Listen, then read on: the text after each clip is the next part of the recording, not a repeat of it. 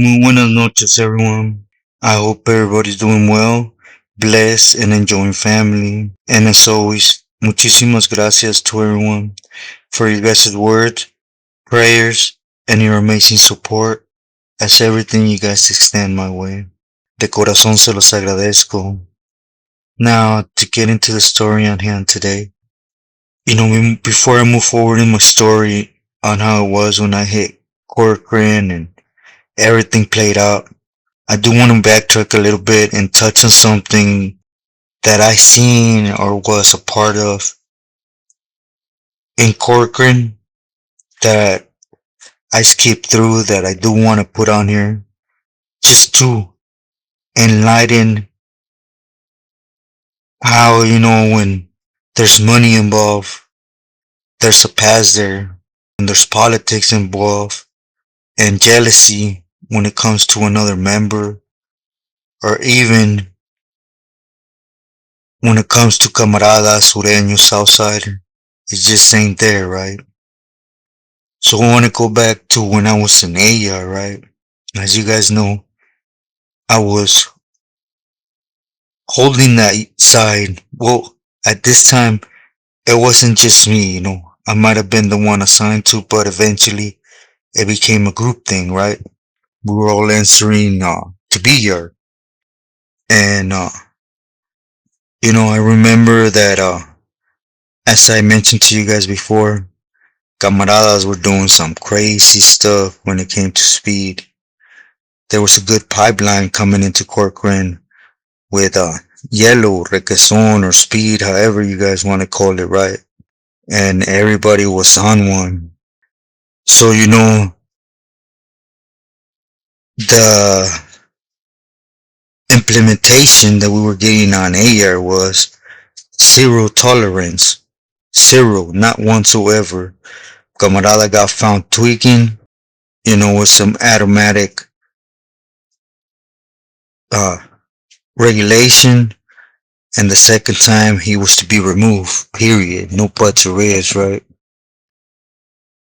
So again, I mentioned it before how it was happening almost on every block, right? One right, two, one left, two, XX. It was hitting every angle of the yard. And again, I had not been to B yard, so my focus was on A yard, right? But it was a lot of headaches because at the end of the day, basically I had to get the intels and report him, right? What it was behind. Because as you guys know, once you get that changuito on your back, a coscorrones ain't gonna have you stop, right?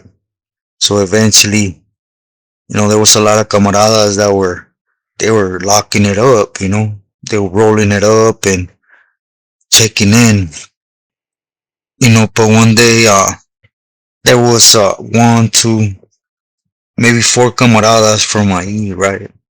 Two of them from Colton, and,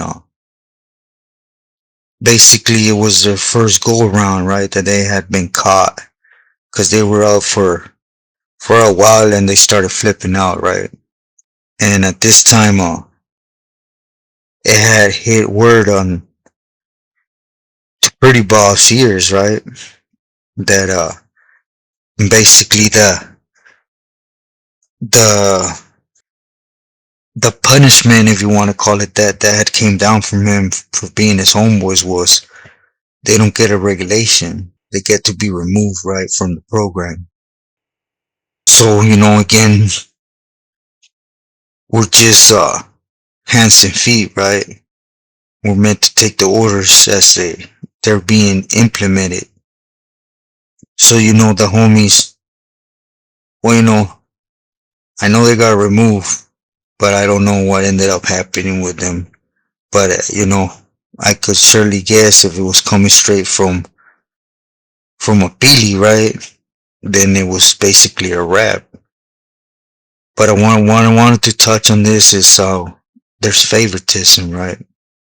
And how, within time, and Amapil came down from B yard, and it had all the details on Pretty Bob that he was no longer amongst good graces that he had dropped a kite and had checked in to figure out where he was at, on A yard.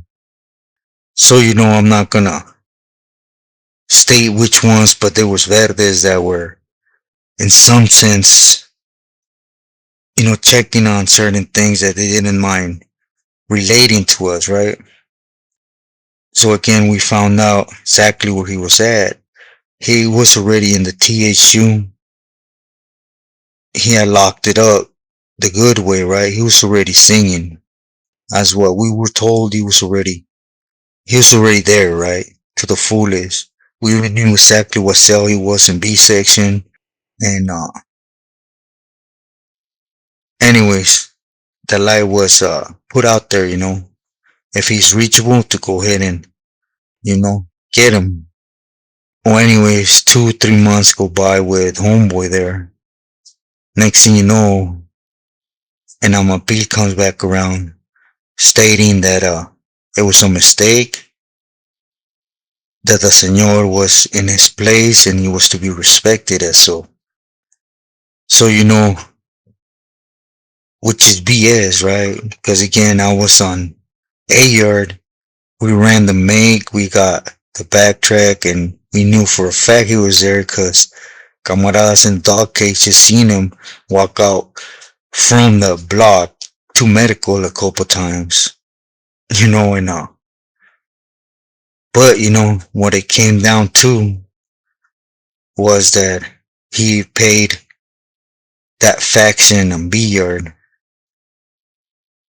with dope, with, yes, that type of holly, that it was really frowned upon, right? That there were a lot of homies you know, coming up short and being put on that side over the reason this guy, eventually decided to go that way, right? So just to make a long story short, he was the main plug, right? At this time.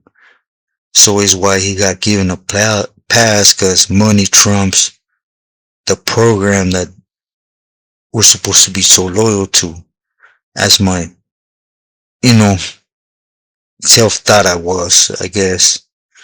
Which again, I was just blindsided to it. Within time, I got validated. I went to B yard, and I thought it was going to be more organized, and it wasn't. There was a lot of Billies back there that they were spun out. Not to mention this individual, that he was there, and one of his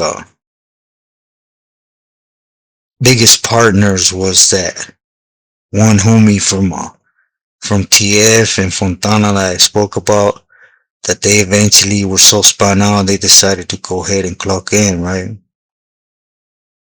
But when I wanted to focus on is how the game is basically swept under the rug when it comes to these individuals. Or not just them, as long as there's Fedia involved, right? Because, later on through the years, I was already in the Bay, and homeboy had parole. And he had gone to Stockton. And for those that know, right? He was out there with the homies, and he literally put a lot of people behind bars because he got busted, and he was all spun out. So he tried to wiggle out like he was used to. Basically, played crazy, and put a lot of people behind bars. But this, in my opinion, was prevented, right? It was something that, as I stated in a lot of my message, when I put things out, with one hand they're enforcing something, and with the other hand they're cutting the knot. They're trying to tie it with the other one, right? And bending that. As you guys know, eventually he will fall out of grace, and what he had done already came out to float, right? It's just like all this other things that a lot of people, when you speak on, they tend to say, nah, machales. For example, all these people with R's, they get a pass, but let's not go too far. Let's speak about the Bealies that are registered with these charges, right? But they're still there, dictating neighborhoods, dictating how much a neighborhood pays. If they're going one day, if they're on that list the next day, when we're supposed to be all about upholding what we tend to believe is true, right? But again, it's just misled lies, right? And I heard somebody say, it's funny how after so long you speak down of what you were loyal to. No, see, for those that say that don't really get my message, right? Cause I always say, it's a beautiful thing, the cause, la raza, being loyal to raza, loving your neighborhood, staying true to what you sign up for, right? What ain't is having a tecato dictating every action, or moreover, dictating if you're good or bad, no más por su acá y allá. That ain't cool. That ain't what homie signed up for. And let's just be sincere, when you're a youngster, I myself started at 10 years old. You're telling me, you're gonna eventually have to go and dwell and take this. They tend to utilize that and take advantage of that, man. And that's what I talk about. Why? Because I could sincerely say I can, right? After all, I lived 16 years on the street. The rest of my life, it was nothing but about the cause and the program. And for what? And I don't blame camaradas. At the end of the day, I'm gonna talk about myself. I was a straight follower, right? I didn't have that backbone. That is why I'm putting my message, in no way, shape, or form is it for you to go out backwards, right? It's just so they're able to get a glimpse inside and smart up, Things aren't what they paint them to be. Here's an individual that I know I don't need to put his things on blast at how people think I do, right? I only speak about past tenses, personal things I seen and that have already passed and been documented. Everybody thinks because I'm on here, I'm not aware of things, so I don't talk to people no more. But the fact is, it's just not my stilo, right? To put things out there to help them people in any way, shape, or form. But anyways, mi gente, I just wanted to come on here and put this on about Pretty Bob. For those, again, that know his history, know how many people he hurt, put behind bars, behind him getting a pass from dropping that kite, being in that TSU program, already speaking with the squad, but he was able to still pay them, and he was still a senor, right? Nothing happened, to the point that he hurt a lot of people for that pass, as many others as you guys will hear shortly on how it usually ricochets, and it ricochets on those that attempt to be loyal to the bone, right? Again, I'm not stating every Beatley is like this.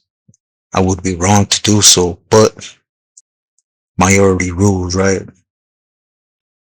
But anyways, I hope I made sense in any type of way. I just want to close Corcoran. I just didn't want to let this pass because I think it's something important, because I tend to see how people speak about, that's my big homie, that's my big homie, but that's firmes, right? My respects to those that are really are big homies to their neighborhood. But that reality is different, right? Especially once you're in the system. So again, just be smart. Stay where it's meant for you to be, which is loyal to those that are to you. Stay true to yourself and loyal to your loved ones. Muy buenas noches y ay, disculpen, this is a quick one.